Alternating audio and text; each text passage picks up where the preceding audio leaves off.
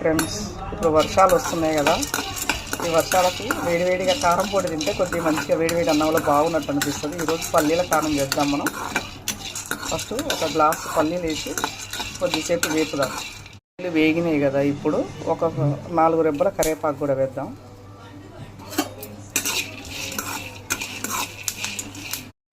కొద్దిగా ఆయిల్ కూడా వేద్దామండి, కొద్దిగా టేస్టింగ్ బాగుంటుంది.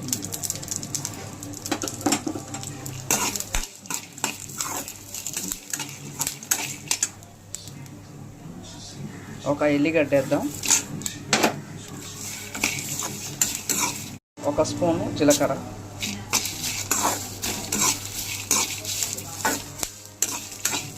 ఇప్పుడు ఇవి వేగినాయండి. ఇప్పుడు వీటిని మిక్సీకి వేద్దాం. ఇప్పుడు పల్లీలు పొడం అయినాయండి, దీంట్లో ఒక 2 స్పూన్స్ కారం వేద్దాం. పల్లీ కారం తయారైంది చూడండి. ఇది ఎన్ని డేస్ అయినా నిల్వ ఉంటుంది.